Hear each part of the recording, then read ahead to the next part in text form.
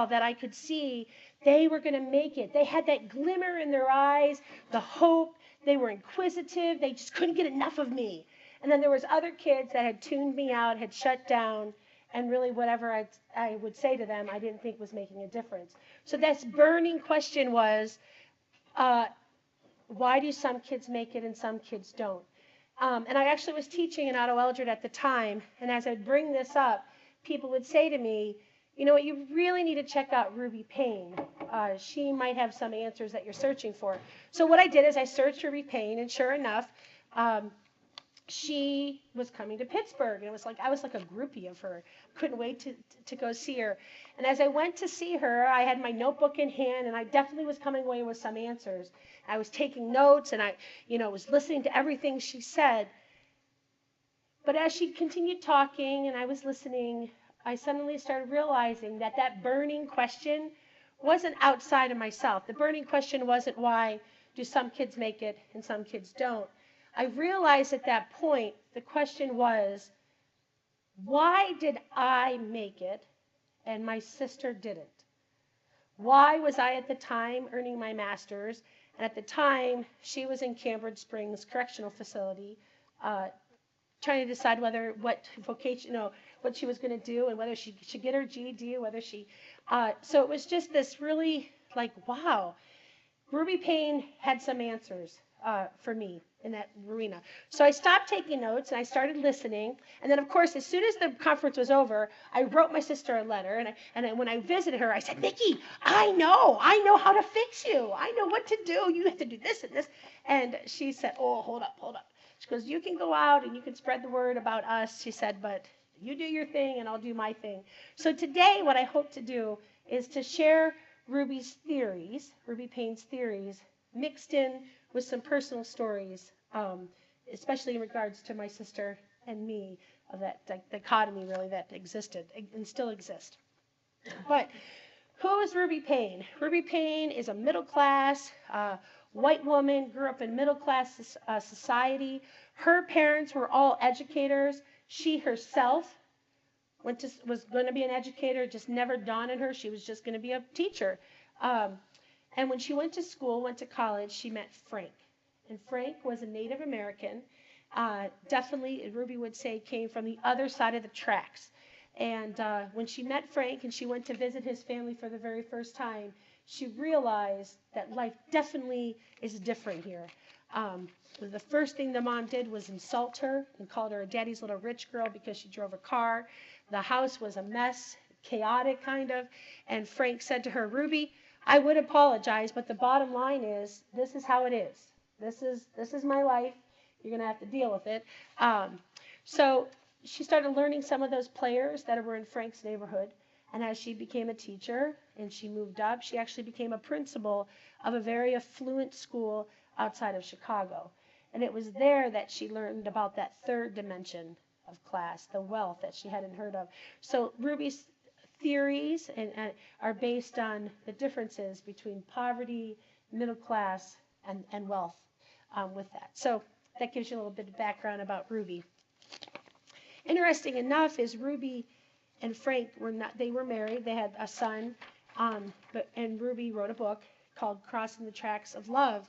But the reality was, Ruby would say that class difference was a little bit too much. For example, Ruby would say that Frank his family would just show up on their couch, and they might be staying. Frank would say they're going to stay here for a couple nights. They have a little falling out at home, but a week would go by, 2 weeks would go by, and the relatives were still sleeping on the couch. When the paychecks came in, Frank seemed to give his money out to all his brothers and his sister and their kids. And Ruby said, no, our money is to be managed in a savings account. We have things we have to do for our own family. But in Frank's family is, once you get money, you owe it to the rest of your family to support. So there was just some things like that Ruby has wrote about in her books, Crossing the Tracks of Love.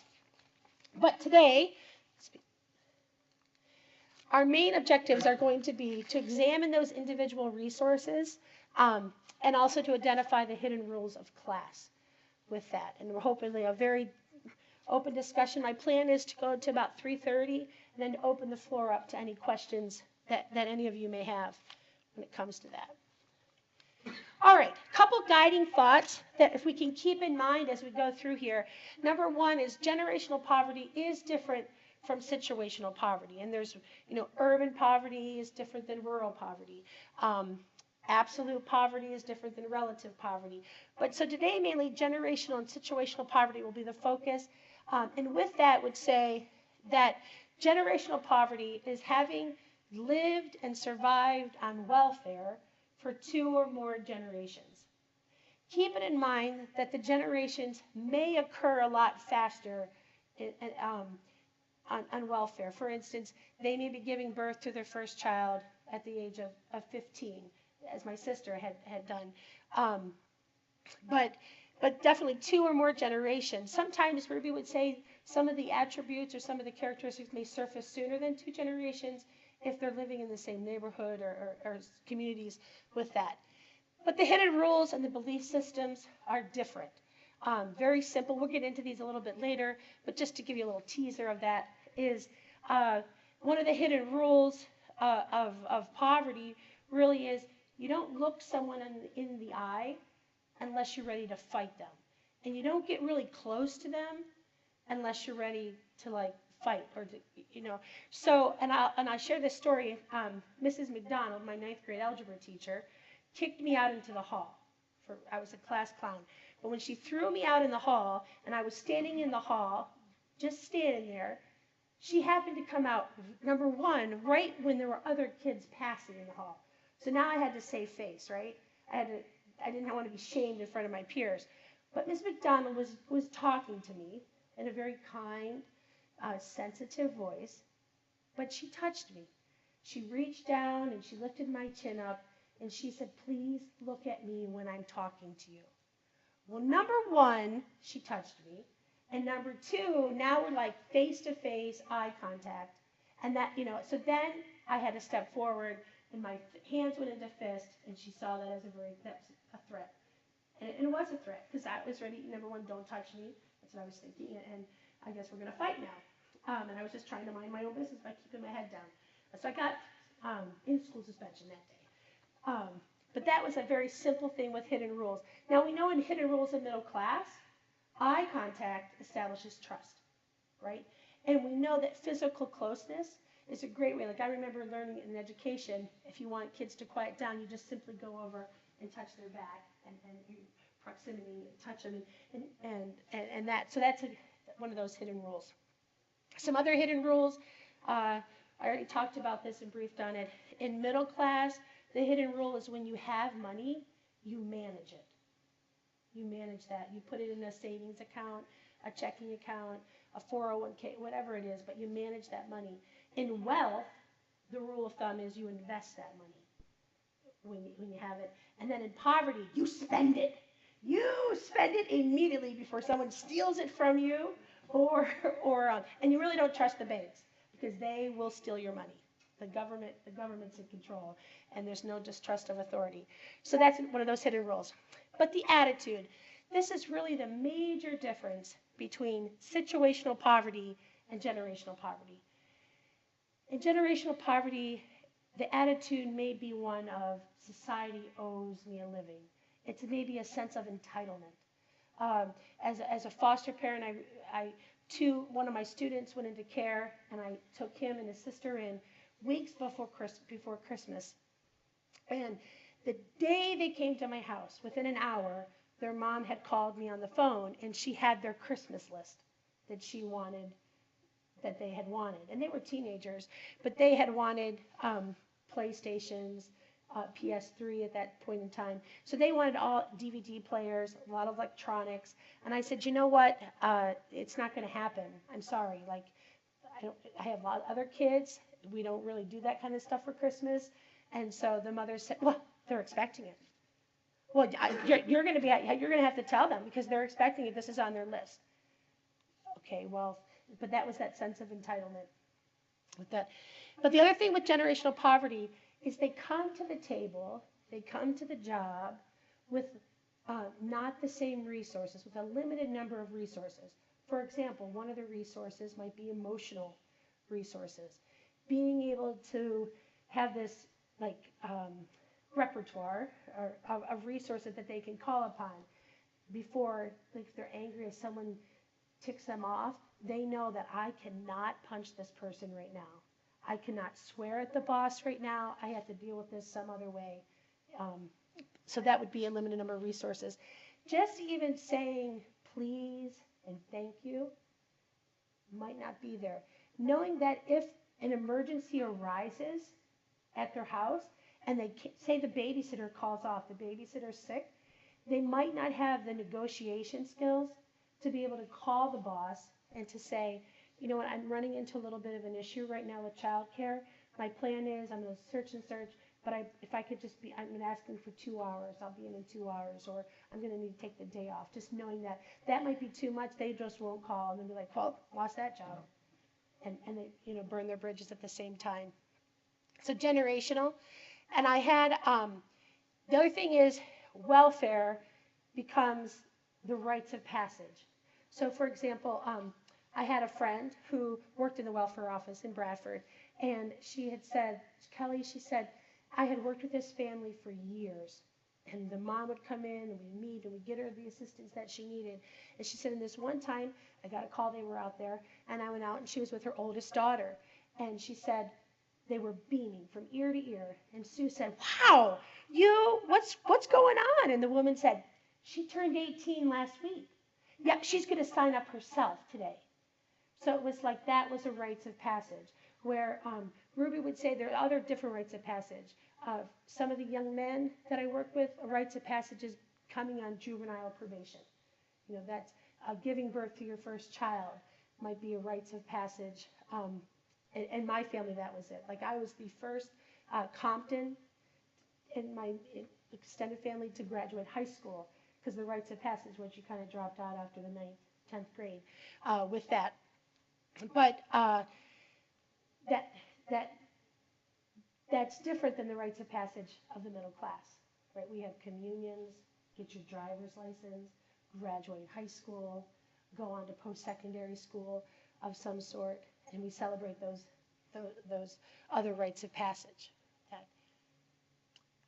Situational poverty. Situational poverty comes about because of a very specific event. It might be a death in the family, an illness, loss of a job, divorce, separation, but it's something that they find themselves, wow, suddenly we're living below the poverty line, and just not knowing how to operate in that type of event.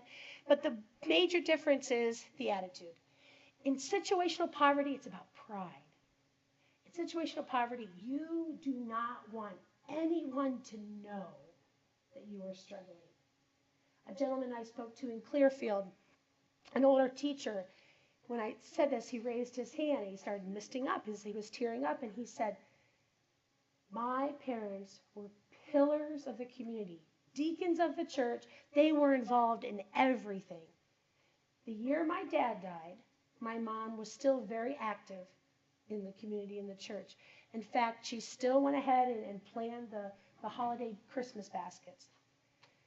And he said, the only difference was this year, once the baskets were finished and they were all put together, he said, my mom came home, he said, but then there was a knock at the door, and it was the preacher who brought their family one of the baskets. And he said, my mom said, shh, shh. We were very quiet. We waited for the preacher to leave. He left the fruit basket on the porch.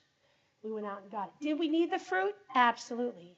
But that teacher had said, to this day, he was in his 60s, he still becomes nauseous when he walks through a fruit basket or those holiday displays in the supermarket because of the embarrassment, the shame that he might have felt, knowing that that's how people, that his family was in need.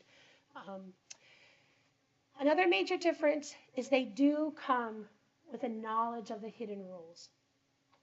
They know how to negotiate. They know the power of please and thank you. They know that when you go to a job interview, you dress appropriately. They have some of those knowledge of those hidden rules. Some other guiding thoughts, that poverty is relative. So when we talk about poverty, know that there's a huge spectrum that it can be on. You know, at this end of the spectrum, you may have the two-parent family, mom and dad, both working very, very, very hard to get ahead, to make life better for them than what they maybe experienced in their life for their kids. Then over in this, just a family way, you might have a single-parent household. Over here, you might have a two-parent family, but there may be some domestic violence issues in this. This one, there might be some substance abuse issues. Over here, you might have some mental health issues. Then you might have a family situation, the dynamics has all of the above. It has a mixture of substance abuse, domestic violence, mental health issues, single parent with multiple lovers, whatever it is, but this is a family situation. So when I talk, I'm going to be bouncing back between these different families, setting like this. Beware stereotypes. Ruby's theories are based on generalizations, and we all have some, wait, that didn't happen in my case. And those are the stories to share, so we have a wide variety from which to pull from to understand this. Schools and businesses, whether we like it or not, they operate from a middle-class value system. That's how they operate. And it's our job, like in education, to make sure our students know that. Like, sure, we're going to respect the rules of the street, respect the rules of the community, what it be is, but the bottom line, to be successful, you need these traits, you need these tools, you need this knowledge of the hidden rules to be there. Do not excuse or to school, but educate. Educate, educate.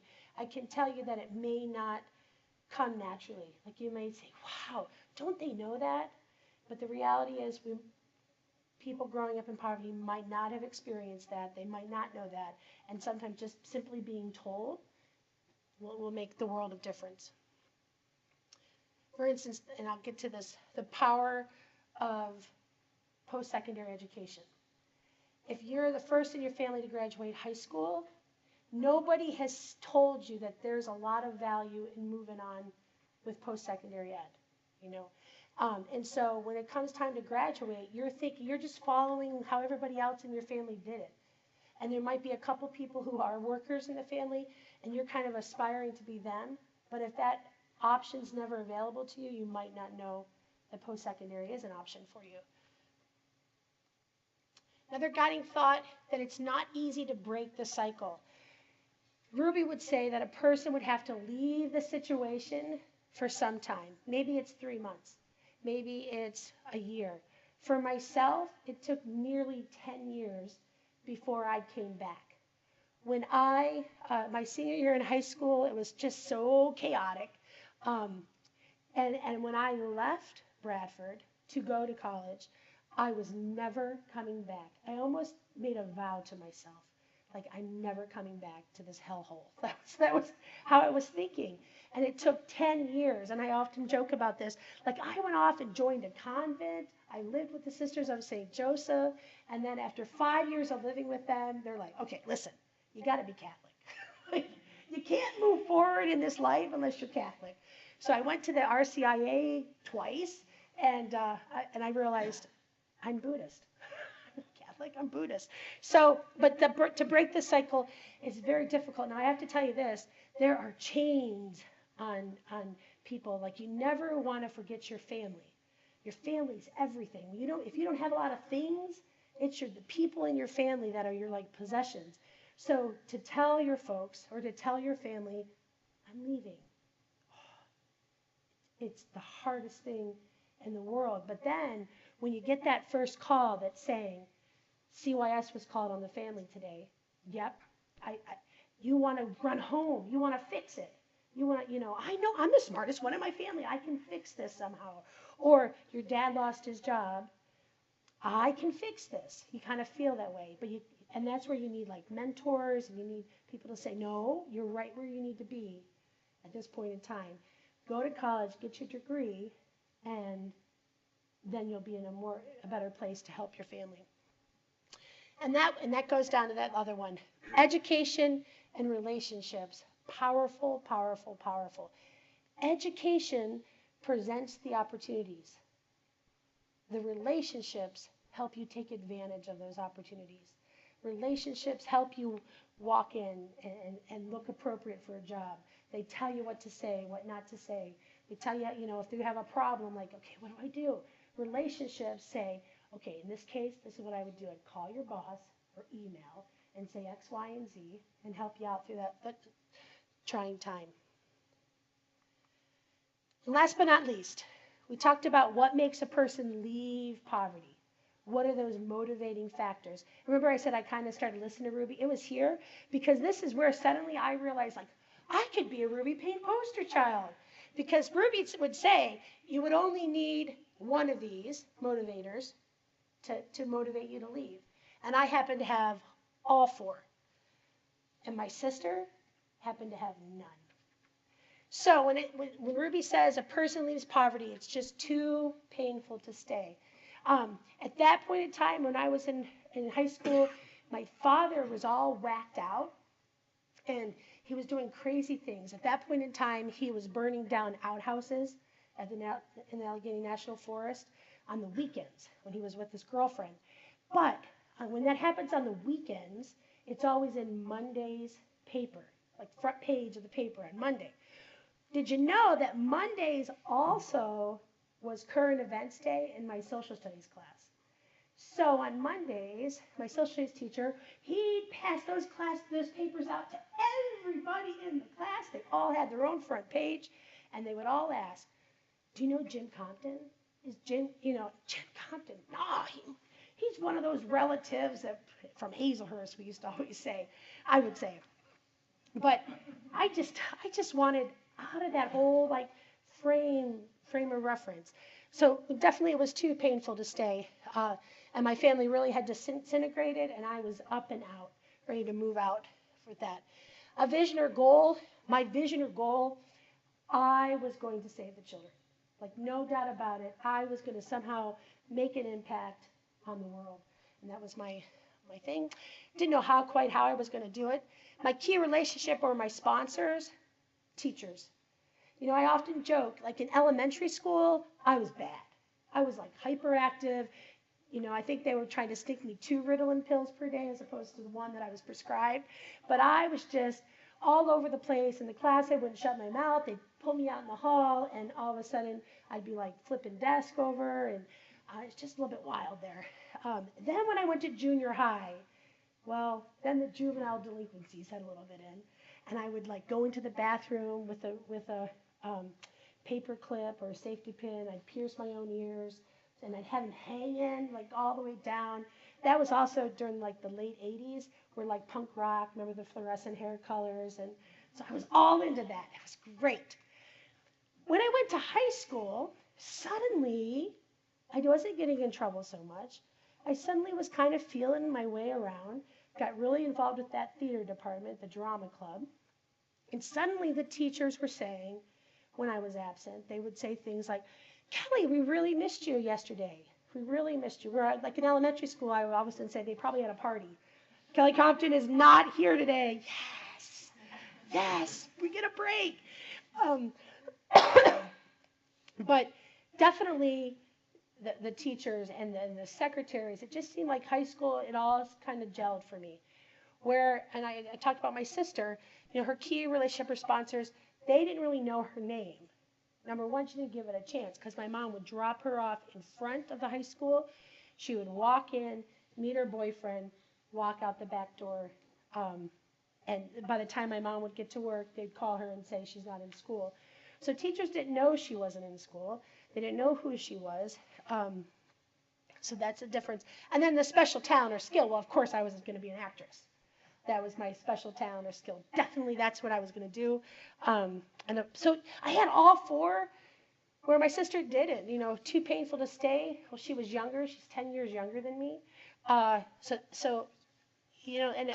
She was just kind of grooving with that. A vision or goal, she didn't have that. I don't remember talking to her about that, and I talked about the teachers and the special talent. To this day, she dropped out in the middle of 9th grade, and to this day, no GED, And when you ask her, what do you want to do? She really doesn't know. She just really doesn't have a plan. Like, she'd like to get her GED, but maybe she should just get a job. And so, all right. Any questions at this point? Based on just that introduction, the guiding thoughts? All right, that was a good wait time. So we'll go ahead and move into resources. And resources really where the heart is. And this is where, when it comes to poverty, there may not be a lot that educators can do.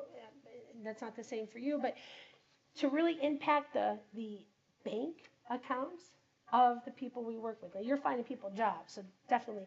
But we can also help build these other resources, that it's not just about financial resources. And there's, there they are. We'll go through each of them. We'll talk first about financial resources. And basically how Ruby would use these, I'm going to go back here real fast. She would say when a client or a customer or a student would come to you and you would be meeting with that student, you just take a mental inventory of what resources do they have, where their strengths are, and where maybe some of their weaknesses may be, or the growing edges may be. So we look at financial. Do they have the money to purchase goods and services? Do they have money to go if they need supplies, to buy supplies? If they need new work clothes, to get new work clothes? But this comes down to money to purchase goods and services. Now, I have to let you know this. We already talked about managing money. Managing money definitely, oh, thanks. Look at this. Thanks so much. Managing money wasn't existing. So my father, he had worked and he had some heart issues. So he had applied for disability. He was denied. So he applied for disability again. Eventually, along this whole time, I was caring for his family. He had a son and a woman and lots of pets, okay, like amphibians and lizards, okay, dogs, rabbits, but lots of pets, and I'd have to get the pet food and the milk and the bread. But eventually I got the call one day, and my father said, "Hey, Cal, yeah, got the check. Yep, actually got 2 checks, one for me, one for Randy. Yep. Yeah, you know what else I got? 2 4-wheelers. He got this lump sum check, and this very same day went and purchased 2 4-wheelers. Dad, why'd you do that? Oh, man, we're gonna have so much fun, so much fun. With knowing Ruby Payne now, Ruby Payne would say, for people who live in generational poverty, entertainment is one of those driving forces. Survival, entertainment, and relationships, those driving forces. I said, but Dad, you needed that money. Like, oh, well, we're going to get a check every month now. Randy's going to get a check too. I know, but that's a lot. Now, I can tell you this. 2 months later, they still had the 4-wheelers, but they laid in parts all over the yard. Like, because they were fixing them or trying to jazz them up somehow, but they don't run. They don't run. But financials, goods, and services. But it's also interesting, and we talk about nutrition on the way up, and just being able to know how to purchase food, and how to store food, and how to cook food nutritiously. What I have is just a little exercise. Hopefully you all have this. It's probably white if you're on one of the off-sites, but it's the financial resources page. Just a little blurb there. If you would just read that, and then you have some of their housing expenses. But I left some blanks in that. If you would add your own, like if you were in this situation, what might you add to this person's budget? And how much money would you have left? Please keep in mind that food may only be used for food. So the $408 will only be used for food items and not hot prepared. Okay, so just take 5 minutes, if you will, to go through that. So you want us to fill in what's missing? What's missing? do some math. If this was your particular budget,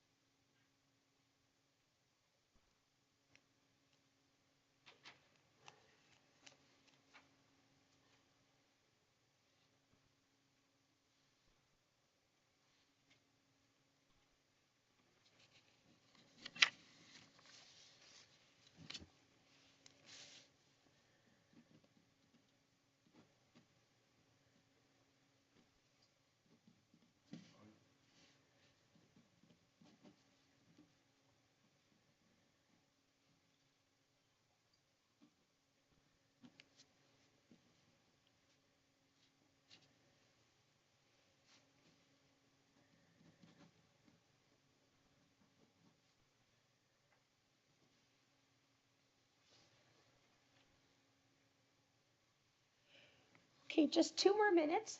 And if you have finished and you want to just chat with your neighbor or your group about some of the things that you might have on your particular paper.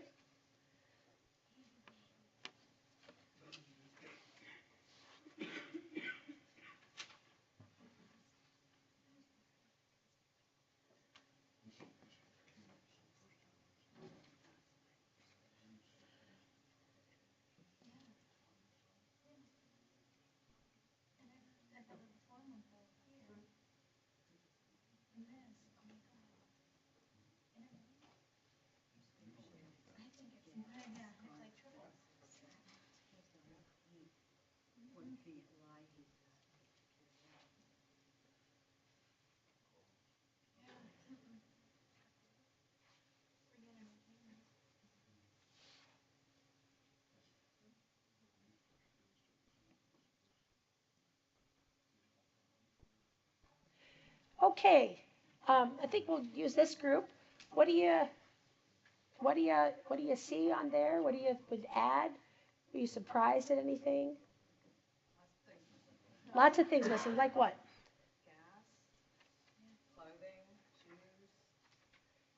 Right. Okay. Right. So definitely transportation is not anywhere on there, whether it's public or whether it's paying your neighbor to take you, or whether if you do have a car, the upkeep of that car. You mentioned like school supplies, getting ready for school. How much money is left over based on this budget right now? About $160. And what if you smoked? What if you smoked a pack a day? That definitely would take that $160, kind of wipe it right out. I asked somebody, I'm like, what about, how much do you spend a month in cigarettes? And they said about 200. I was shocked. 200. They're like, yeah. And I said, well, what about, because this person I built this budget off of, they spent $112 a month in cigarettes. And that's the generic. definitely the generic brands that they went with. But I thought, wow. So let's say $160. This parent doesn't smoke. $160 to get the kid ready for school for third grade. And I thought when I first went through this, I thought how much I spend just on sneakers alone might be almost half of that budget. And then you put the clothes in there, and you put the cute accessories in there, and the bow ties or the hair ties. It's a lot more than $160 for that first day, and the bookkeeper, and the book bag, shoes, whatever it is, with that. So definitely, you have school supplies. You talked about just that rainy day fund. Not much money for that rainy day fund to put away in case there is an emergency, right? Someone else I heard talk about entertainment. Cable's there. Cable definitely is a source of entertainment.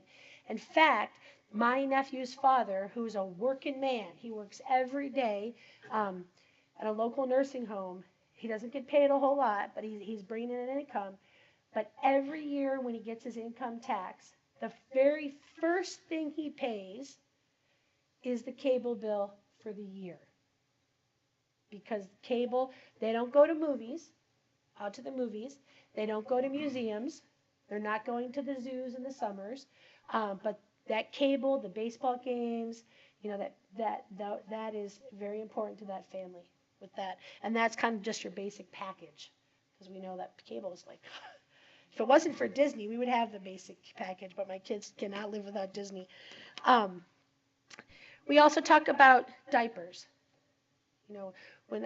Depending on who you show this to, some people say $50. That's about right. Other people would say, oh no, for Pampers or Love, like for your brand name diapers, the diapers that are quality, but your generic Dollar General type of diapers. And the one thing, and I'll just quote my sister on here, is she said to me, you change diapers too often. A diaper will hold a couple peas, Kelly. You don't need to change every time they're wet. And I'm like, well, that's why the diaper is like this big. But definitely, I know in our town, there was a time that Top Supermarket, when they would open up with the box cutters, the diapers, they would slice some of the top of the box diapers, and they couldn't sell those, so they would just throw those in the dumpster, and people would go into the dumpsters and get that. I mean, the first couple of diapers might be slashed, but underneath it would be a full package of diapers. Very, very good. Let's go to this rent to own. Rent to own. If my sister was standing here today, she would tell you that rent to own is the closest thing to heaven she's ever experienced. Because, number one, they're always there for her. Whenever she needs anything, surround sound in her, tiny studio apartment. Not sure why she needs surround sound. But when she needed her large stereo system, big speakers, when CYS was coming to her house to check whether she had beds for kids, Rent to Own would bring the beds to her house. They would set them up. And then if she couldn't pay next week, they would just come and get them. There was never any credit check of any sorts. And this particular person she basically was furnishing almost an entire house with $55. And that's probably for a week. But you can do it a couple weeks, but eventually it goes back. And then when you get the money, you go back and get it. But not reading that fine print, not realizing that this is going to cost you 4 times, 5 times as much as if you would just put the money away and purchase it yourself. With that, so rent to own, housing. Anything else that we missed on there that you thought, oh, they don't have money for? Toiletries, stuff like that, shampoo. Right, personal hygiene items, absolutely. Toiletries, shampoo, deodorant, soap powder. And I'll be real honest, my sister has been arrested 4 times, and every single time has been for shoplifting. And it's what items? The personal hygiene items. There's no money for personal hygiene items. Now, does she need the deluxe products, no, but every single time has been the stealing of toiletry items, toilet paper, shampoo, toothpaste, deodorant, things like that. You're thinking, wow. And I know in school, I mean, if you go to school and you're a kid and you don't have soap powder and your clothes, they may get washed, but they're not being washed with the right kind of detergent, so they still stink. They're still dirty. If you have BO, that's a problem. I mean, are you going to want to come to school if people are making fun of you for your body odor or for the way, so definitely, personal hygiene, that's definitely missing from there. And you can't purchase that with food stamps or with your card with that. Any other items you may be missing? Yeah, this particular family was on had medical access, but any like over-the-counter medications, wouldn't have been covered with that. So definitely another type of expense. Just like the Saturday afternoon drive to get an ice cream cone. Probably there isn't going to be money for that in this family. Or if there is going to be money, it's going to happen at the beginning of the month. And by the end of the month, there will be nothing. Let's talk a little bit about the food. $408 a month. And in this particular family, there's probably 2 people really eating. WIC has kicked in for the baby, so the baby's getting her formula, but she'll start with vegetables soon here. But what about the food? The $408. Not very much, right? And there's also just not knowing what type of food to buy. And how do you buy it? Knowing that if you buy a small portion, might be even more expensive than if you buy the bulk. So if you do this little thing here, 408 divided by 4 weeks. Let's pretend it's August, so it's summer. So there's no free lunch or free breakfast. But $408 divided by 4 weeks is about $102. Divided by 7 days in the week, it's about $14, $15. Divided by 3 meals a day. So we're talking about $5 for a meal. And I often ask, if you had $5 to feed your family on for dinner tonight, what would you serve?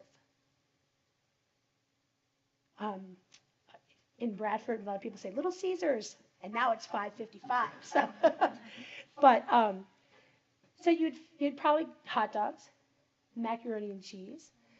Lots of carbohydrates, lots of starches, would not be serving fresh vegetables on the table. You might not even know how to cook the fresh vegetables.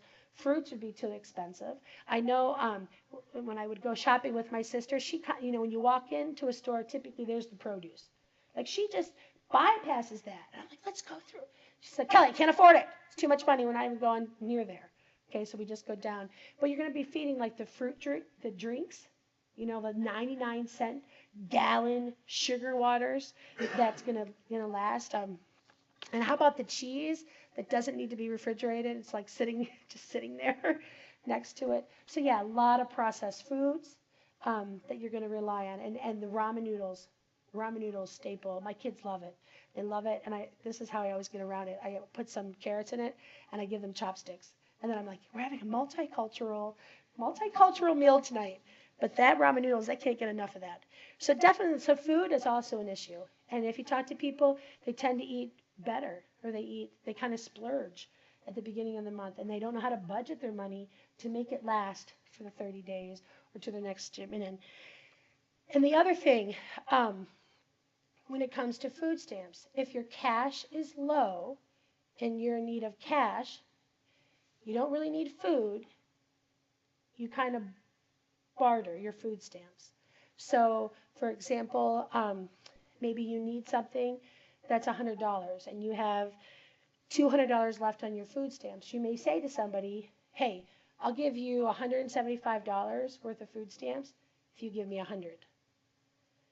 It's quite a deal. Like in their mind, it's quite a deal. But meanwhile, they're not thinking ahead. They're thinking of the here and the now with that. So when I did this one time and we looked at a minimum wage job, We looked if we plugged someone, if this mom was still working at Country Fair and was working, the reality is she might not be making, she might just be making a little bit over this, all right? And then she has that extra expense of childcare. So you throw childcare in there and you see that even these working folks are just on the brink of, or if she does have a car and that car breaks down, I mean, if you need brakes on your car and you have $160 for the month and you need brakes, something's got to give. So financial resources. Moving on now. Language. This really goes back to those negotiation skills. Do they have the ability to negotiate for themselves and for their family? Can they get a job? Can they express themselves enough to get an interview, to get a job? Can they write? And often Ruby also says, keep in mind too that many times, there's formal register, which is like you get to the point with language. You have your main idea, you ask a question, you answer the question. People's time is very valuable. You get to the point, you answer the question, you move on to the next question. But oftentimes, in poverty, when you're in the casual register, you go around the question, and you go around, and then eventually you get to the point. For example, my brother's mother, he needed special education services in school. So I would always attend those IEP meetings with her. As a teacher, I know, teachers have prep periods. They only have a certain amount of time allotted for this meeting. The principal of the school is very, very busy. But when Debbie would walk into a meeting, she would want to tell her whole story. She would want to know that those principals and those teachers cared as much about her as they did about her son.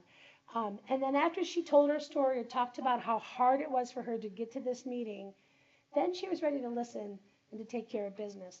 But that took a lot of patience, to get around that. With this too, this also keeps in mind when we talk about vocabulary. If you come from a low-income family, your vocabulary may be very limited. And there's lots of research out there. The most famous is the 10 million word gap. And what they did is they studied children who came from low-income families, working middle-class families, and professional families. And they looked at how many words they were exposed to in their early years. And basically, by the time a child entered kindergarten, the children who come from professional families would have heard 10 million more words than a kid of a low-income family. And you talk about reading. At the pre-K level, we have family surveys that go out to families, and we simply ask how many books are in your home. We are astonished to find people checking 0 to 10. That the kids aren't read to on a daily basis. And while the power of being oral language at that young level, powerful with that. It also builds that emotional attachment, so there's lots that goes into reading aloud. With this, the final thing when it comes to language is this idea of affirmations versus prohibitions. So in this type of thing, basically what they're going to, once again, the same study, the 10 million word gap study, is they found out that kids from professional families heard 3 times the amount of affirmations than children from low-income families.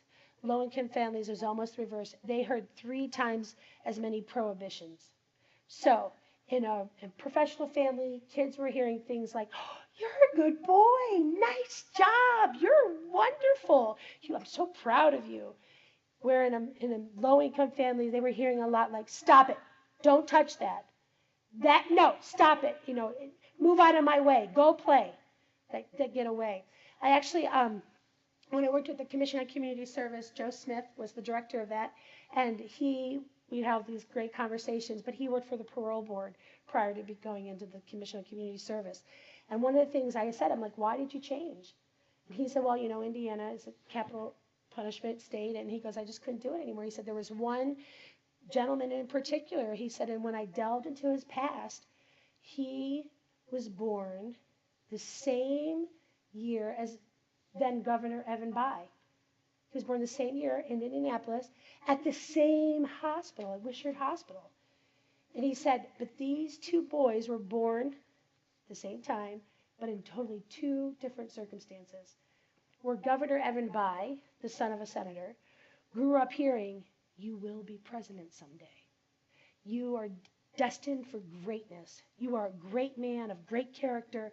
That's what that Evan Bayh heard. This other young man heard, I should have had an abortion. Should have given you up. Should never had you. You were a mistake.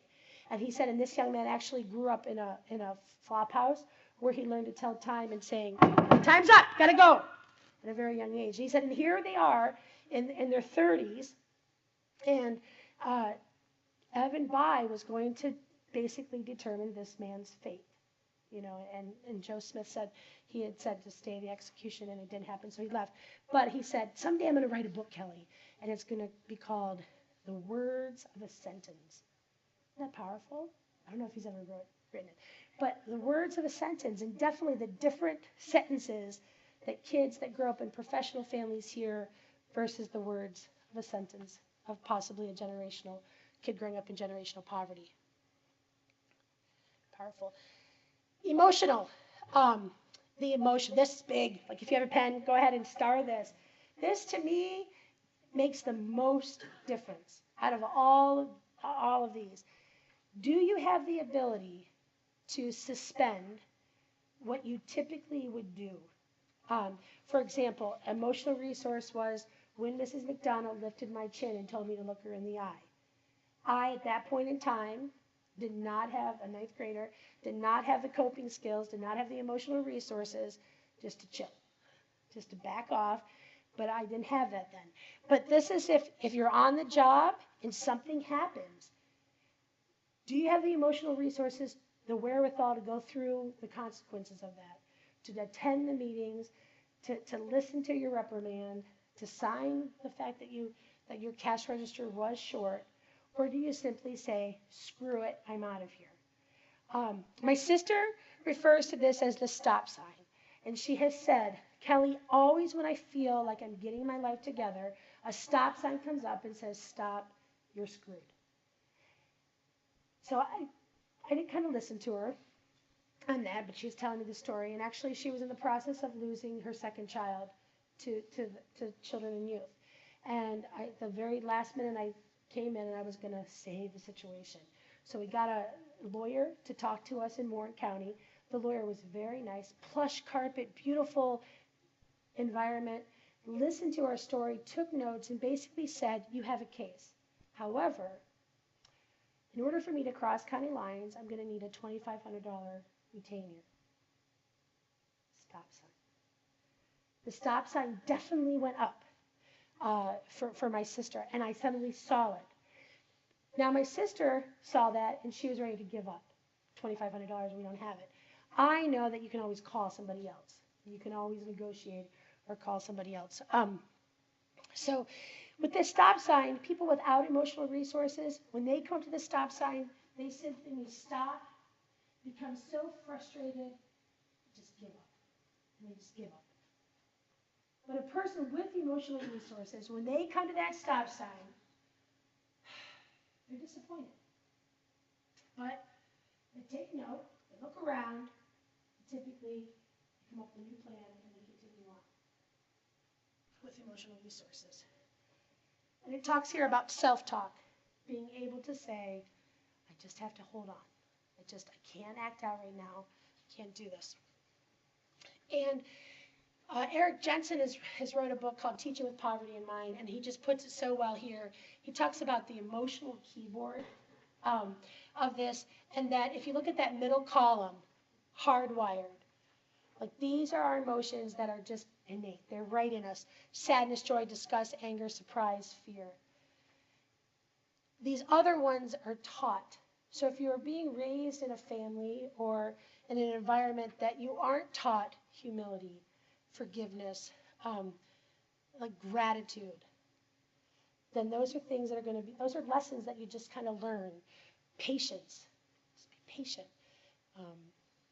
So I find that powerful. Kids who make it, or adults, the resiliency piece is when all their keys on their emotional keyboard are functioning. Okay, this next one, mental. Do they have the mental skills? Can they read? Can they write? Can they compute? Or do they have the common sense not to be taken advantage of? Very, very powerful. And here's a perfect example, just common sense. One of my children, Cody Joe, every time that she would visit her mother, she would come back to my home with lice. Every single time. So I was just stocking up on Rid, right? And she had long hair, and I even thought, should I cut her hair? But as soon as I'd pick her up from her mom's trailer, I'd make her, sit with, there was a garbage bag over the seat, and she'd put her head there. We'd go in, I'd do the whole thing, get the little blue comb out, and start getting rid of, whatever was there. So eventually, I get kind of tired, that gets old, okay? So eventually, I called her mom, and I said, Terry, what is happening here? Why can't you get rid of this? And she said, I don't know, Kelly. She said, you know what? I did. I actually bought a whole bottle of the Rid, and I dumped it in the Suave bottle. And I mixed it up with the shampoo. So every time we shower, we get a little dose. And that wasn't working for her, right? So she didn't know how to read the directions. And she didn't realize that this is concentrated stuff and that there's a process. And you have to repeat the process 10 days later. But in her mind, that was clever.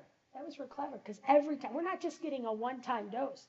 Every time we take a shower or a bath, we're going to get that Rid in our hair. A little bit with the Suave. No blue comb. Doesn't work, okay? So, but not to have the common sense. Other common sense, we talk about stealing money, people taking money from people and trying to swindle things. Definitely, if you have those mental resources, you'll know when people are taking advantage of you. The spiritual. Did I skip one? Nope. Spiritual. This does not have to be an organized religion. This just has to be the person. There's something in the person that says you are unique. You are special. You can do good with this. For me personally, this came from television. And what would happen is, late at night, when all of my house was sleeping, I would go into my bedroom, and my TV was there. We didn't have a desk, but I had this big dresser with this middle drawer. And I'd pull this middle drawer out, I'd put my feet in, slide myself up, and I'd watch television. And lo and behold, this woman came on the television every single night and said to me, Kelly Compton, you could make a difference. For just 80 cents a day, you could save little Esmeralda of the barrios of Mexico. You could save Manuel from... Okay, I believed her. 100% I believed her. And lo and behold, when I saw her on Archie Bunker, as Gloria, Sally Struthers, she's an actress. That's what I'm going to be. I want to be just like her. She was my role model. And I believed her. I could save the children. Now I guess it would be Angelina Jolie, right? But Sally, good old Sally. But definitely that spirituality came from there. And I remember talking with my mom and saying, I'm going to do this, and I'm going to do this, and I'm going to do this. My mom would be like, oh, okay. But physical. Is the person in good physical health? Can they get around? If there is not transportation, can they walk? Do they have health issues? These are some of the questions with this. I'm going to go back to Cody here. There was one, Cody was with me 2 years before I took custody of her, and the first year she was in soccer, and her mom would come to soccer games, and it was kind of cool. I'd be there, her mom would be there, we'd be working as a team, we'd be high-fiving Cody every time she'd make a goal. I'd pick her mom up prior to the games, bring her to the game, it was all good. Then I got a call from King County Children and Youth, and they said, you know what, we want to see if mom will step it up herself. Like, you're really kind of enabling her. Let's see if she can get herself to the games. And lo and behold, that year, she did. She came to School Street which is where the games were. She made it to every single game thereafter. Good stuff was happening. The following year, she did not come to one game. But every Saturday morning, Cody would call her, make sure she was coming, and she would say, yep, I'll be there. I'm going to try. She would never show up. So we went into court, and the judge said, you know what, I extended a visit for you. You did not take advantage of it. Can I ask you why? And she said, I have a bad back, and it's very hard for me to walk to the games. And he said, well, you made it there last year. And she said, yes, but last year the games were at School Street. This year they're clear across town at Fretz Middle School. And it was clear across town. Never thought of that. So she did not have the physical, and it goes into this next thing about support systems. She also did not have that support system to call and say, can I have a ride? That. And when I talk about support systems, we all, like right now, if we suddenly became ill, right where we are right now, would there be someone that would pick up the slack for us tonight? Would there be someone that would feed the kids, pick up the kids? Would we be able to call somebody? Most of us, yes. I often think when I have a headache, my mom lives with me. I always say that she lives with me and not I don't live with her because I take care of her. But she lives with me. But if I have a headache, I know that I can say to her, I'm going upstairs just for a little bit, just to rest. But we look at Cody's mom. She had absolutely no one. She was totally on her own with no one to call for something until she found a man. And then that man became everything to her with that. But I also had sat in on one of the, my sister was on her way to rehab, and I sat in on her intake session. And the question the woman asked, it said, who in your life is drug-free? And she thought again, and she said, just my mom and my sister. I said, really? Like I could count on like one hand how many people I knew that did drugs, let alone, but in Nicole's world, it was just my mom and me that were drug-free. So everybody else in her environment had a substance abuse issue. It's kind of hard to break out of that. But support systems. And we talked before about role models, and we'll have that too. But it was my senior year in high school, and just a lot was going on. It was March, and Mrs. Madden, my drama teacher, said to me, what are you going to do next year? And I said, well, I am planning on going to Carnegie Mellon. And she said, oh, Carnegie Mellon, that's wonderful. I said, yes, I'm very excited. Well, Kelly, when did you find out how much financial aid? And I said, well, no, not yet. Well, when did you get in? Oh, I haven't applied yet. I'm going to apply. I'm just waiting on a couple things. She said, oh, Kelly, we have to talk. So I'm like, oh, okay. So the next day I come in. You see, because this college thing, like nobody told me it's a process.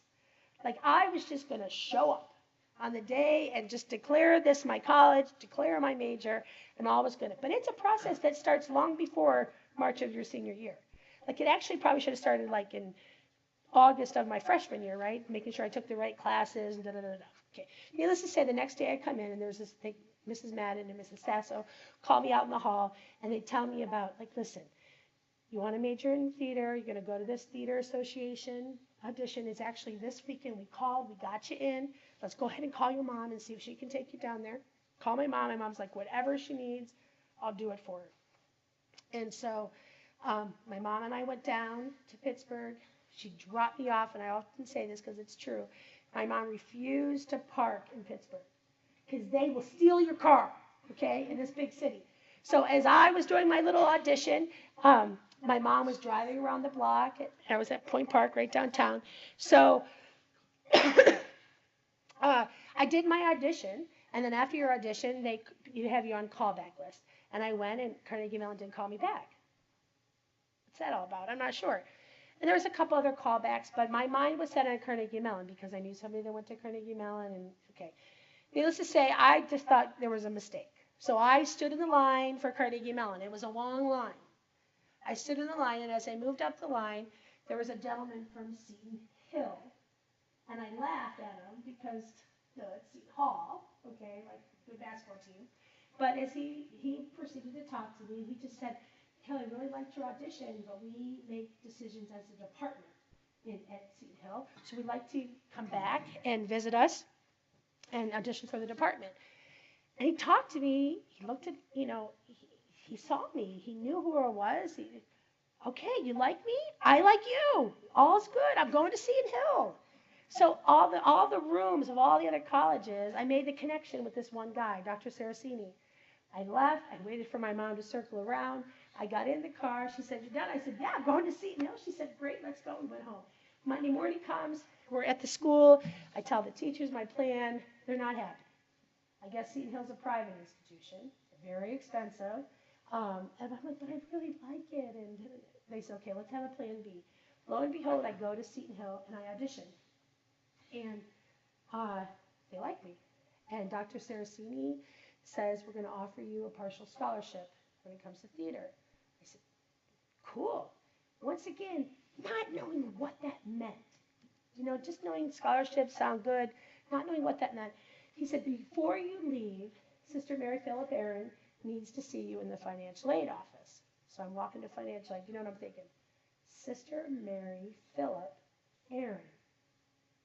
Is this a guy or a girl? What is going on here? So I walk into this little old nun's office, and she's in full habit, and she says, "Before we get started, I want you to read something." She reaches in her file drawer. She pulls out a letter that's on Bradford Area High School letterhead. And the gist of the letter says this: "Dear Seton Hill, Kelly Compton believes she can change the world. Quite frankly, we believe she can if given the right opportunity. Please, if you want her to come to Seton Hill, please make it financially possible, or tell her today." Gist of it. I look at the bottom of that letter, and there are 5 names: Martha Madden, Joyce Sasso, Margie Holland, Marcia Bauer, and Margie LaBella. My 5 teachers. Wow. Sister Mary Philip Aaron says, when 5 people believe in one person as much as these 5 do, Seton Hill has no choice but to believe in you as well. Your education will be paid for. Wow. Wow. It's funny, I say, I didn't even get it until I went to grad school. There was no letter at grad school.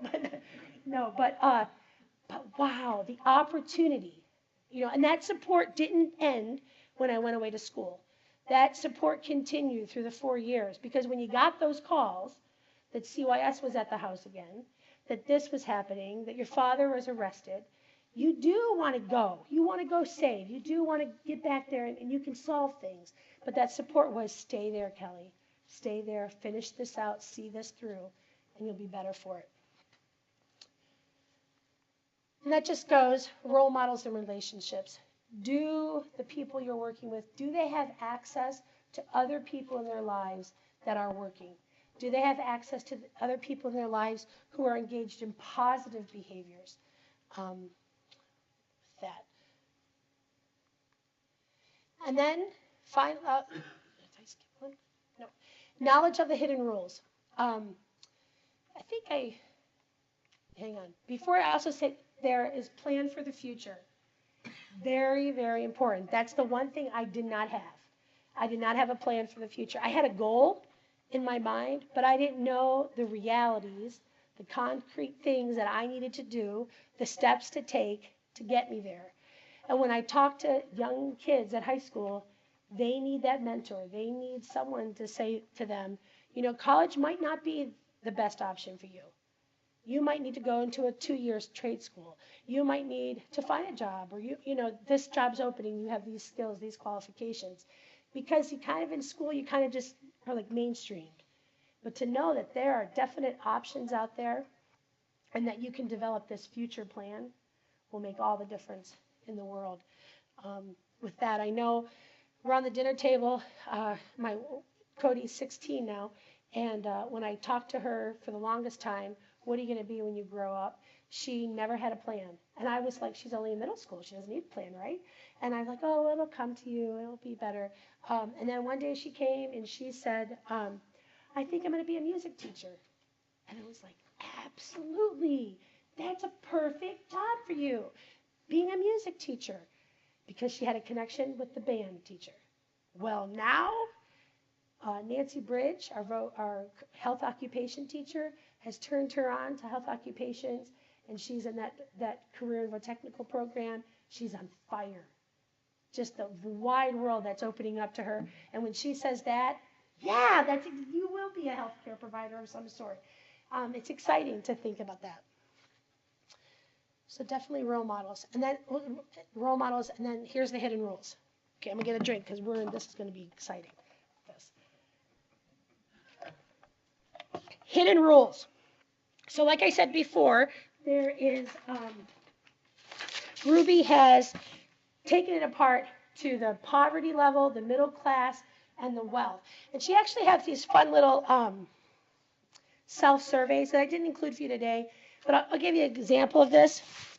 And she just says, can you survive in poverty? So can you survive in poverty? Do you know how to get by without getting your clothes stolen from the laundromat? It's happened to me 3 times. I obviously, I'm like, what fat person out there likes, these clothes? But so can you survive in poverty? Another thing is, can you get by without a checking account? Do you know how to get by without that? Do you know how to get a gun, even if you have a police record? Do you know how to get somebody out of jail? If one of your loved ones called right now and said, help, I'm in jail, would you know what steps to take necessary to get that person out? Do you know how to move in half a day? Possibly with a shopping cart only to get out, okay? Do you know where the free medical clinics are? Are you good at bartering and trading? Do you have things that you can trade or can you make a deal with without money? And can you get by without a car? Like if your car broke down, could you get by without it? So those are some questions about living in poverty. Now, could you survive in middle class? Do you know how to get your children into Little League, Midget League football, piano lessons, soccer? Do you know that? Can you set a table properly? Do you know what stores carry likely to carry the clothing brands your family wears? Do you know that? Okay. Do you know what brand of clothing your children prefer? Do you know how to use a credit card, a checking account, a savings account? Do you have flood insurance? Do you have replacement insurance? Do you talk to your children about going to college? How often? Do you know how to get the best interest rate on a new car loan? Do you know the difference between, this I don't know yet. Do you know the difference between principal, interest, escrow payments on your house payment? I just pay. Like, I just write the check every month, just pay. Someday they're going to say, congratulations, you own your house. Do you know how to decorate the house for different holidays? Okay. Do you have a library card for your children? Do you know how to use most tools in your garage or your husband? And when something breaks in your house, do you fix it immediately? Or do you know who to call to fix it immediately? All right. Now, these are simply things that maybe you might not know. So, for example, when I gave this one time, the woman said, we just sold our house, and the person that bought the house had lived in the house for 3 months. And they actually called the lawyer to tell the lawyer that the window was broke in the house after 3 months. And the lawyer had to respond by saying, it's your responsibility. It's your, what? It's, and then here's wealth. This is always the fun one. Can you survive in wealth, right? Can you read a menu in French, English, or another language? Oh, English, obviously, you can. Okay. Do you have several favorite restaurants in different countries of the world? During the holidays, do you know who to hire to decorate your house for you using appropriate themes and items? Right. Do you know who your preferred financial advisor, legal service, designer, domesticated employment service, or hairdresser are? Oh, I know my hairdresser, right? Do you have at least 2 residents that are staffed and maintained? This is a good one. Do you know how to ensure the confidentiality and loyalty from your domestic staff? Like, yeah, they must have to sign something, because I'm sure they could really dish on things. Do you fly in your own plane or company plane? Do you know how to enroll your children in the preferred private schools? Do you know how to host parties that key people attend? You're on the board of at least 2 charities. This is a funny story. So when I first moved back to town, there was this organization called Christmas in April, right? And I don't know, I must have just been talking with someone, and somehow I was on this board of Christmas in April. It was my first time being on a board. And I was very proud of myself, because I knew, like, big-time people were on boards. And I remember, after several years of being on this board, that I was appointed. Kelly, would you be our secretary? It was a very small organization. And I said, oh, yes, I'll be the secretary. I went home. I was just so proud of myself, told my mom she was all proud of me. So the next meeting we come, and they actually pass out little name templates, like the little things, and there and behold, in front of me was secretary. And the president starts the meeting off, and he says, do we have the minutes from the last board meeting? And I'm looking around. Like, what? Like, whose job is that? Because I'm the secretary. And they're like, Kelly, do you have the minutes? I'm like, no. But I was just so proud to be secretary. Didn't know I had to take notes. Okay? I thought I had to write thank you notes or something. But, and last, do you buy the work of a particular artist? Do you find yourself following? When I asked my mom this, she's like, well, yes, we have all those Thomas Kincaid pictures. I'm like, Mom, an artist doesn't go on QVC. Like, if you can buy it on QVC, it's not one of a kind. Okay? And last but not least, do you know how to read corporate financial statements and analyze your own financial statements? So, very interesting with that. But when we look at all the different areas of our life, if you go ahead and turn to your yellow pages, you're on the back of your financial resource page.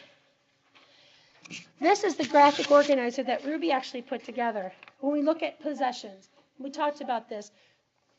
When you don't have things, or you don't have money to buy things, people become your possessions. So oftentimes, for instance, we talk about moving in half a day. You tend to leave your stuff behind. Sometimes furniture, your things you leave behind, you just make sure you have your kids or your family, and you go. Where in middle class, we don't see our kids as possessions, but we have things like cars, Thomas Kincaid pictures, but houses, furniture, items. Where in wealth, it's more one-of-a-kind objects, legacies, and pedigrees. I remember there was a time that I worked at Bradford Airport, and I was like one of the U.S. Air that does it all up there before TSA stepped in. But one of the women from Adelphia would come, and she'd bring her hairless cat, one of a kind, very expensive cat. She told me several times, I just wanted to put it through the x-ray machine, just to see if it's truly a cat. You can't put it through the x-ray machine. But why would someone have a hairless cat? Like, that was definitely, he looked weird, okay? No hair at all on him. But that's one of the kind. And I'm going to go back to people as possessions. This has both a very positive and could have a very negative effect. Positive meaning if you see your kids as your possessions, you will do anything you can so that they're okay. And you're always there for them. Now, often this means never letting them hit rock bottom. Always saving them from coming to their rescue all the time to rescue them in their possessions. It was now about 6 years ago that I received a call right before Easter from a young mother, and she said to me, "Do you want my baby?" And I said, "Well, how do you know me?" And she said, "My sister's in your class. Do you want my baby?" And I said, "Well, we could talk about it." She said, "I don't have time to talk. Do you want him? Yes or no?" And I said, yes. So she said, "Well, when can you get it?" And I said, I have a crib. I have everything, because I was waiting for this day to come, right? So I had the crib. Everything was all set. And she said, no, I mean the baby. And I said, well, where do you live? And she lived in Port Allegheny. I was in Bradford. And she said, you know what? I'm on my way to work. I'll just drop him off. So this was very odd. Very odd. My mother was like, what are you doing? This isn't right. There's something illegal about this.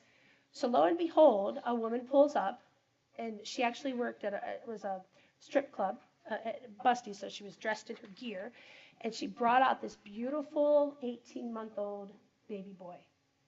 She brought him up our stairs. She plopped him down. There was a garbage bag, and she said, do you have a pencil, a piece of paper? And I gave her that, and she wrote a note, I give all custody to Kelly Compton. So I said, oh my, like, is there anything else I should know? And she said, yeah, when he was born, he had gas or something, so I never really followed up with that, so you'll probably want to. Well, the next day I took him to the doctor's, and he had gastroschisis, which is where the intestines are born outside the body. He was malnourished. He had 2 severe ear infections. Needless to say, when I called my lawyer said, you have to wait 6 months.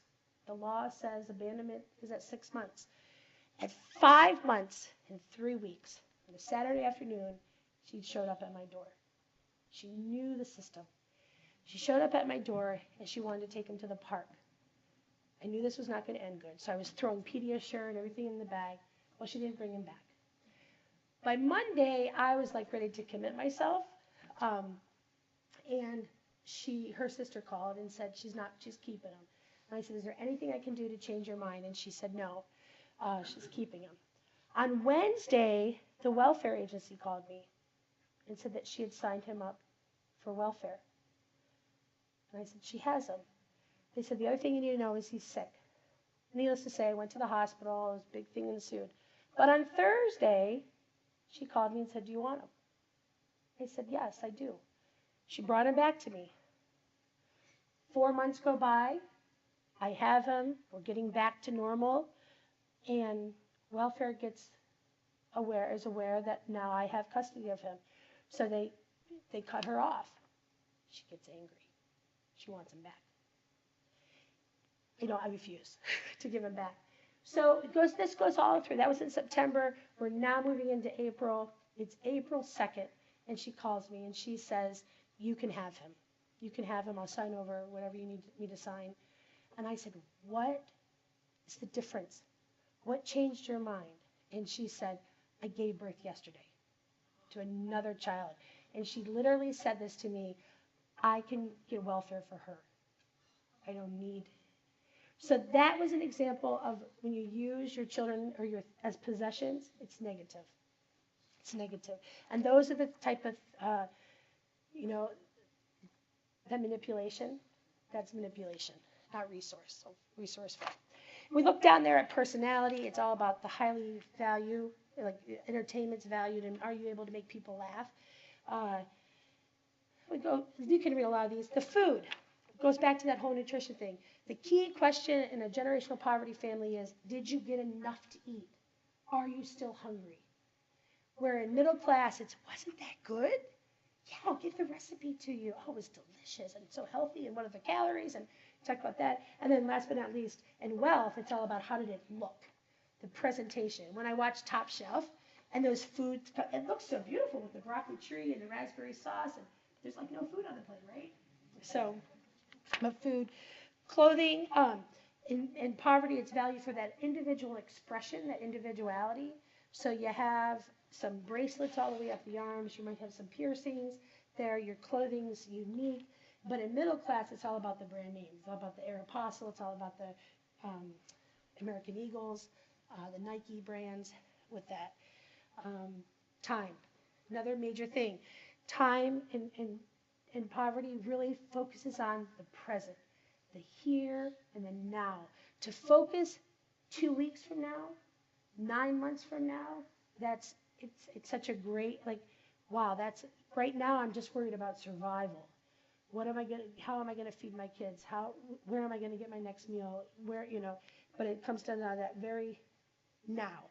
Where in middle class, we're always planning for the future. We're always looking ahead and stowing money away for that rainy day just in case the roof leaks or we need something, the car breaks down. And I go to their education.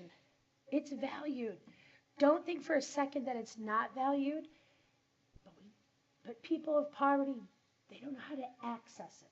They don't know how to get to it. It's such an abstract reality, and it's kind of for other people, not for the Comptons, not for the, and like I said before, I didn't know there was a whole step procedure that you had to go to get into college. And I read this article once where there was a custodian that worked at one of the high-tech companies out in California, and he, every year before registration, high school registration time came around, he would show up early. It was a nighttime. He would show up early, and he would stand outside the CEO's door. And when the CEO would walk out, he would say, hey, you have kids, right? Which classes are they taking next year?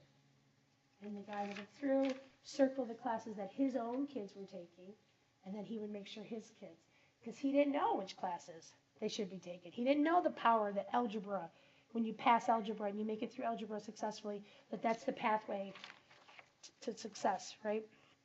So, but it's valued, but it's not seen as a reality. We're middle class, we know that it's crucial. Somehow it's crucial to step up there. Family structure. In poverty, it's based on the mother. We're in middle class, traditionally it's been on the father. And we even talk about the family trees of people who live in generational poverty. And I'll just take my example. You know how like the family trees, like mom and dad get married and they have these kids, very linear, and it just kind of goes down. It's very unique. So if we look at my sister's family tree, you have to think of her as the center of it, and then you're going to see spokes coming out. So here's my sister, and she at 15 is involved with Ryan, who they call Flea, and because he had lots of cats, he had flea bites all over him, so his nickname is Flea. So she gets with Flea. They give birth to little Flea, which is Ryan Jr. Okay, and then they break up. Ryan gets with Kristen.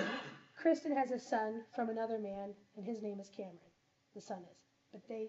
So there's that. That's one spoke of that family tree. Go back to my sister. Sister's with Dave. They give birth to Anna. Anna lives with her grandparents. Dave gets with a woman who has 3 other children by 3 different men, but they give birth to Ella. Okay. Then back to my sister.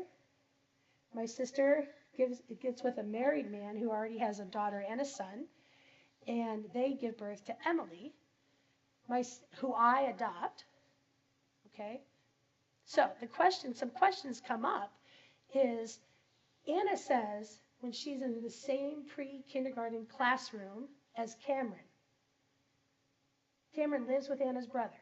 She says to me, is he my brother? No, he's not your brother. He's your cousin. That's how we kind of explain it. All right.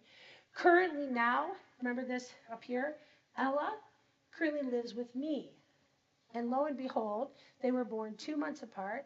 Ella and Emily are both, Emily's now 6, and Ella will be 6 in June. But are they twins? Are they Anna's twin sisters? And Emily's like, is she my sister? Cousins. We kind of explain people that we don't know how to explain how we're related, because we're related. We're tied to these people somehow, some way, but they're our cousins with that. Teachers, when I tell them, they're like, oh, but that explains it. Every time in biology when we do that family tree, I have kids taping together paper and because they need bigger space, and they're like, well, we know we're related, but we don't know how. They're my cousins. Like, that might be because you feel some obligation with it. So definitely based on the mother with that. And then we go down there to worldview. In poverty, you tend to see your world in terms of your local setting, your neighborhood, your own local community, where in middle class, you're planning national vacations. You're going to Disney World, you're going to Yellowstone National Park. I remember Mrs. Labella, I'd love to hear, like, where are you going this year? Like, Oklahoma. Now it's an adult, like, why would you go to Oklahoma? But anyways, But you plan, like, some national vacations, you get around, you go to Darien Lake, you go to Olean, you do things, to go shopping. Then this other, if you look over here in, the Wealth are planning international trips. They are taking their kids to China for 2 weeks. They're backpacking throughout Europe, so they may tend to see it in more of an international setting. There was one child that lived in Bradford, right in the community, and very close to Pitt. But when her probation officer took her on her walk on the Pitt Trail, when she came across the campus, she said, what is this place? And Kate said, well, this is University of Pittsburgh. And she said, get out. It's in our town. I always hear about this. I didn't know. And literally it was in her backyard, But when she walked out her front door, she'd always go that way into town. But it was literally just like 3 blocks away from her was the start of that. And then I'll go down there to driving forces. And this really brought it home for me. In generational poverty, it's about survival. That's a driving force, making sure you can feed your kids, making sure you have some place to sleep. In fact, when you don't have your survival thing taken care of, it's very hard to think about other things.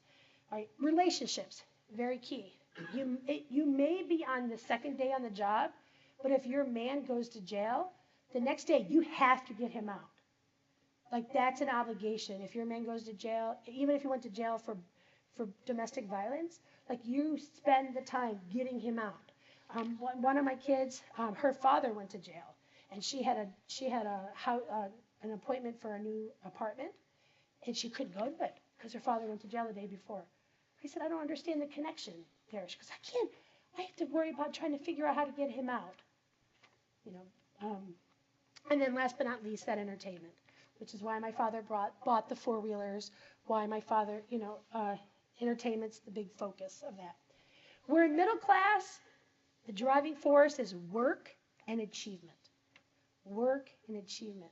And even in school, we would add obedience, like following the rules is very, very important. And then in wealth, it's all about those financial, political, and social connections, making sure that those are maintained with that. So the bottom line, when it comes down to all this, how can we move people out of poverty, and how can we give them opportunities and things? Be insistent and be consistent. There's a great distrust of authority in generational poverty, especially the government. Schools wasn't a good place for them, so it's obviously not going to be a good place for their kids. The banks are going to steal your money. But being very insistent and consistent and following through if you say you're going to do something, following through because they'll call you on it if not. Maintaining high expectations, helping build personal resources, not just the financial resources. Financial resources is just one. But if they have those emotional resources, if they have a support system, people they can identify, like even just plan B, like helping them get a job, they secure child care. What is your plan B if the child care provider is sick? Do you have someone else you can call? With that, respect the hidden rules that they come with, but know that we must teach the hidden rules of the middle class. It's in the middle class and those rules that people are going to be successful. The caring relationships, sometimes when you have a meeting, you may have to listen to a lot of background information before you get to the real root of the meeting with that. And often, Ruby would say, and always offer a cup of coffee. That's like a sign of peace. Serve as appropriate role models, and then developing that plan for the future. I think, and the work that you're all in, that is essential. Just making sure that there is a plan, that they know how to access the plan and to work the plan. And then if they have those emotional resources, when something goes wrong in the plan, it's okay. We don't have to give up the plan. We don't have to turn around and stop. We just have to work another little plan out. That. So at this point in time, do you have questions? And I'm not sure how this works with them. Do they unmute themselves? Okay. Only if Susan gives them permission. Oh, okay. And I don't know how to do that. Tell her. Just tell them to unmute. Yep. you guys have any questions out there in the career links? Feel free to go ahead. On mute. I don't have a question, but maybe an observation if I might offer it. Okay. You know, you kind of encapsulating and looking at what you have up here on the bottom line. I know one of the things that, there's really two main areas, there's a lot of things that we do that relate to this, but two really big programmatic areas that we provide services and assistance that I think drives us home is the work that we do through our customers, through our workforce development programs, but also in the counties, the 5 counties outside McKean County through our WIC program.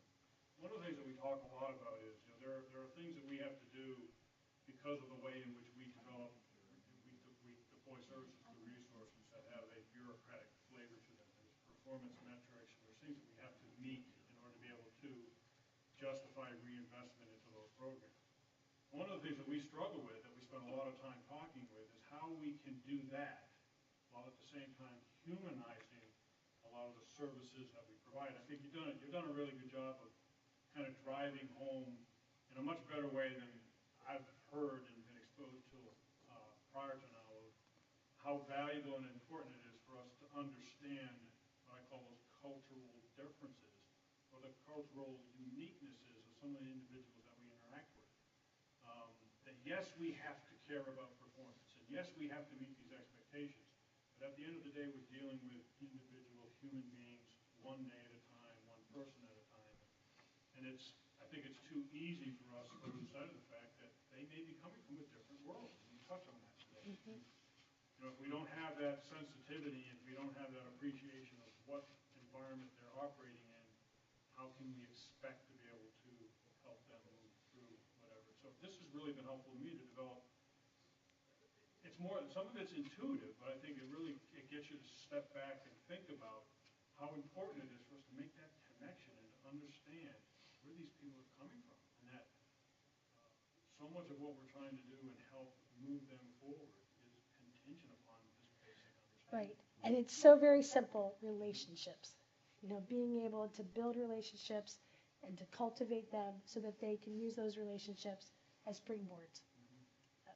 Susie, having about 25 years in this game of trying to develop workforce and behavioral changes, whatever it might be, the situational poverty versus generational. Would you say it would be a fair statement that 20 years ago we worked really hard at generational poverty, the single mother point of contact, you know, the SPOC, and now we're focused more on the situational poverty, the get back to work, retool, reskill, I think you're right. We're still, build the resources it's actually for both. economics. It's both. It's the situational maybe wasn't as apparent 20 years ago, but I think the drawn out unemployment, the long-term unemployed, people who have exhausted their unemployment maybe are being now in the situational poverty where that wasn't the case. We had a strong economy. But isn't situational poverty better fits what you're doing? And if in my world in human services, generational poverty seems, you know, and this is an observation, and it may be totally wrong, but the educational piece, when I heard you speak to educators, and then you throw it into human services, their social structure of programs are geared towards some of that human aspect. I see what you And mean. it'd be difficult for a state workforce development program to get into emotional structures while you're trying to teach somebody a skill. And to your point, I think the people at the career link are dealing with just that. Every single day. Every single day. Every day. They're getting brought into something, and my next step would be, where does the connection now? We've always keep talking about workforce development and schools. Where does human service fall into as a resource or tool for workforce development? How does that coordinate and partner together? Because I see several dynamics around here. As I was watching this thing, I'm thinking, you know, you guys can't win that. No. But generational poverty, emotional thing, but human You Doug, got two different agencies running with pieces. Yeah, and so, yeah, You now got that, education, and we're always talking about workforce development in an educational and state workforce program, but the human services may be a piece of it. Is there an interaction there? There is, in But is it specifically structured? McKean County, Doug, and I'm not, raising a flag for McKean County, but you got a group No, of folks over there. it's like this thing just went bang Yeah, through my head. they call themselves the McKean County Collaborative Board, all right? Okay, And it's the health and human services side, it's the education, it's the court system. And when I first became involved in that group, it was like, I mean, our educators are tangled up in it, yeah, every county but I don't know has, whether, every county has a collaborative board. but do they understand why they're working together? Do Well, they understand this? yeah. we try to. That's a good question. Yeah, Doug, a couple things to that, and Kelly, you can chime in, and I hope the folks on the Polycom, I hope somebody will speak up. A couple things. One, to that point, and I'll give a situation we just recently had that she was, we had an individual that has 4 kids. Her husband, who's on welfare, just got a job. She was on welfare, but she wasn't meeting the program requirement hours. And the reason she wasn't meeting the hours is because she had to leave to be in home to make sure that his supper was ready, the house was clean, and she was there for the kids. Right. So, in the course of the process, the welfare system kicked her out. He then kicked her out of the house. So she calls us, and she has to get on Did a you see bus. any stop signs here yet, Kelly? Yeah. Yeah, they're coming, She yeah. gets on a bus. And we create them. Right, when she's prepared to leave for Florida, because that's her only support. Unfortunately, some other people's staff intervened, some things got squared away, and she didn't leave. So the children aren't without their mother, the husband temporarily got his brains back, and everybody, well, it's not even a husband, but they're back together, and there's a new piece. The reason I bring that up is, we're dealing with the generational and the situational all the time. The other thing is, you were touching on it, whether it's workforce or education, and Kelly can chime in, is teachers aren't teaching anymore. They're social workers. Yeah. And the social workers aren't teachers, or excuse me, aren't social workers, because they're required to teach certain skills. Right. So you got that going on all the time. Now to your question about the boards and that. Does everyone get it? No, I don't believe everyone gets it. But there are members on, whether it's the collaboration board, whether it's the youth consortium, that do. And that's the higher order task of getting those groups to understand, by working together, they can serve that group. Because of that person, you take, in my opinion, those first 4 bullets, they're all important, but the first 4, there's only so much we can do within the programs. If this was a student in my daughter's special needs class in Elkland, she'd develop an IEP. Very Is there personalized not, plan. under that, looking at it from that perspective, that the family structure, when you go to start dealing with this thing, is you gotta build an IEP that includes all these elements of why this is gonna affect this, is gonna affect this. If you're trying to get an outcome that's successful, how can you win the game when the stop signs that you just described are predetermined to be in there? Because as soon as this thing begins to move up, these other things begin to happen, and suddenly some agency blows up because they've just fallen out of grace because of some little nuance. If you had an IEP that defined this situation, that agency would be ready to let that, they develop a way where they would do something to allow that to get past that stop sign. Because I think if you went by it one time, then it'd take off again. And the laws suggested, our program philosophy is we require it, and that is that there is a plan and that there are. I'm just thinking out loud here. Yeah, no, I've had dead this on. thought now for 20 minutes, and so I haven't really had, takes me an hour or two to really get it to read. There's a lot of systemic issues here, but and I don't think, whether it's the human service system, the workforce system, at the end of the day, from my perspective, even if we're able to do, if one of us is able to look at this and be mindful of these tenets as we're working with whatever client we're dealing with, then we're going to have an impact. Irregardless of what we have to report to this funding agency or what we have to report to this board, if each of us, as we're interacting in whatever capacity we are, look at the relationships we're trying to establish with our customer or client with these things in mind and are delivering about that and adhere to that, then we're gonna make it, eventually the system's gonna change, because enough of us are gonna get it, enough of us are gonna do it, and we're gonna start making active change. Of course, then you got all these other things, they have to learn how to be able to talk to each other and not have a violation of confidentiality. Yeah. Because it would be great if you knew what you knew and you saw what was coming and you could call the school and say, just so you know, this is the situation. I mean, you sit down with an auditor who cares about numbers and performance, and you told them the story that you had, or a story of our interaction with a client, going through all of these things, and that person coming out successful, they're not gonna care about those numbers anymore.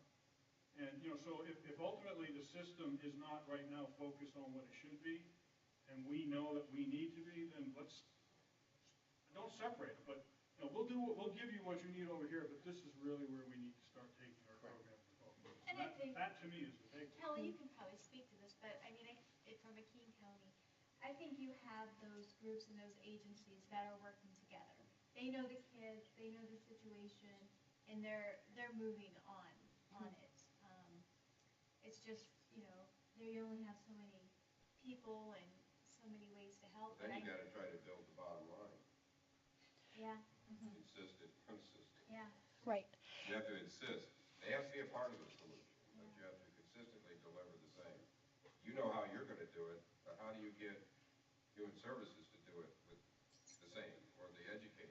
Dialogue. As they move back and forth through these Yeah. structured social pieces, Just an awkward conversation. they get a whole lot of different personalities because everybody that's in the agency is different.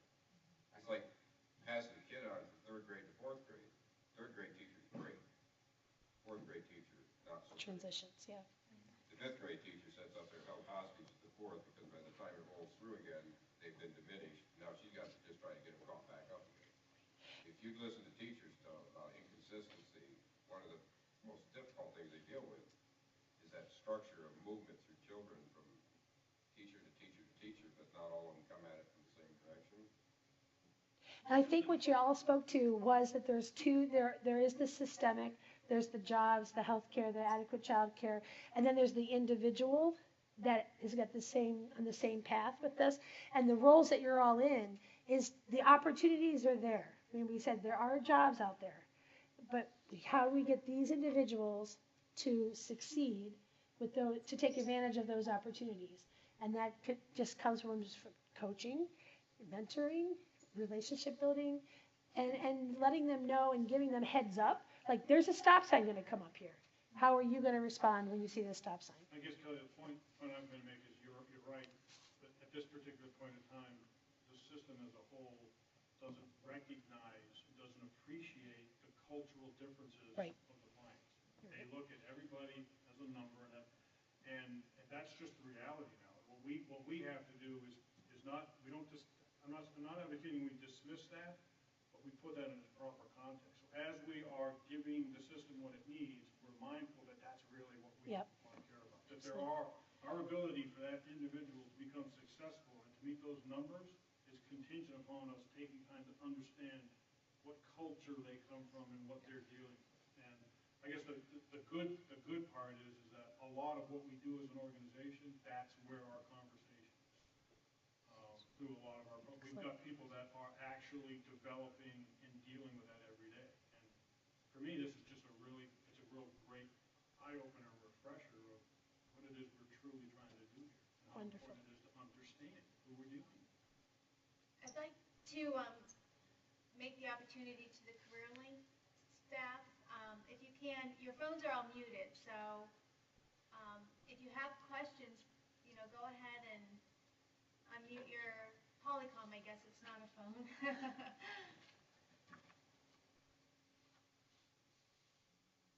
Anybody? Anyone out there? Obviously, this is still picture. No questions here from Puncie. Okay, thank you. We are here, no questions. I'm here, no questions. Well, at least we know you can hear us. That's good. It was just something when. Hey, Susie. The Polycom worked well. We heard and could see you very well. Oh, good. Oh, good, thank you. Sean? Yeah, just listen to the conversation that's happening. Um, I believe what we do out in the field, I believe we're touching on everything that's been discussed. It's just that a lot of times we have to focus not so much on the just getting the person through and getting them to the goal, but when it comes to retraining, I mean, work readiness skills had these components built in, but as we taught work readiness skills, there was so much material that, we just overwhelmed in some cases, and we never really got to the root of the matter with our people. It just takes time. It takes time and sitting down and working one-on-one, and every case is different, but, it just all depends on what your goal is. Yeah, no, John, that was my point too. You guys are dealing with this every day, and you have relationships with who you need to have the relationships with. And the fact that you're building the skills, you're right. Something has to, you can't do it all at 100%, so the fact that the skills, and maybe through that skill, not maybe, you are building some of those resiliency skills, or those how to deal with stop signs, those emotional resources, the support systems, the role models. You know that. Okay, when you guys get that one all figured out, that before we're helping with Oh, goodness. well, I have another comment. This is Sue in Punxsutawney. I do have another comment. We as professionals may not reach or get the political information and the numbers and the head count and get them to be successful over here, but I think each and every one of us has helped persons deal with these different things, and we may not even know it. So just being there and lending your shoulder and trying to help, even if you're helping a bit, it's going to help you somewhere down the line. So I think we should really at least recognize we do that every day, just by few things that we do. At some point in time, enough of us are going to realize that maybe the system's measuring and evaluating the wrong things.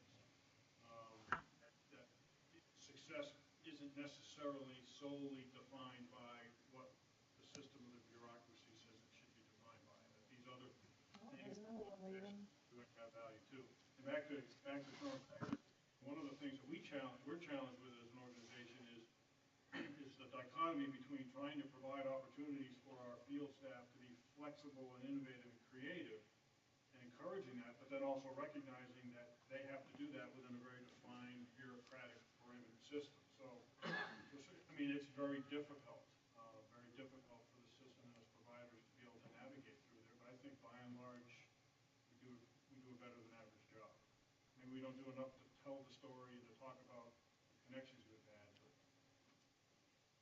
that's something we're going to have to figure out. Absolutely. Any final comments? Thank you all so very much. Other than I've got about 5,000 or 6,000 more people that you need that I need. Okay. Well, thank I you, was thinking Kelly. the same thing, Kelly. You're in trouble now. Okay. I spent the whole time here writing down, this is who Kelly's going to talk to. No, thank you. This was 26 schools. wonderful. Good. You did a great job.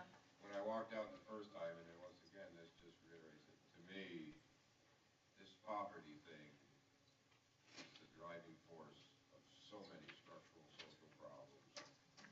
Because it creates that culture division, and it creates this must live for today, you've got nothing, no future, no confidence. And that's where the education piece with the kids, we keep, 25 years ago, I sat down in a private industrial council meeting down here, and I think my first statement was, we're spending $7 million fixing what's coming out this end of the pipe. If we just stopped one time and put that $7 million on the front end of this pipe and shut the flow off, this pipe would be empty by now. And it just keeps getting bigger. So it's not working. We're all fortunate that we have a person like Kelly sitting where she is. From her perspective and her understanding of the poverty issues, and then have that direct association with education. I mean, that's The family structure of poverty is a tough one to break. Because you can't do anything. You can't go in and just demand it to be fixed. Right. You can just wait for it to come out and then try to fix it. Right. But we're looking at it earlier than we ever did. Oh yeah, we keep getting closer to it. Yeah. Pam? Do you, work with the IU a lot in some of this with their, because when we were at the Rural Leadership Yes.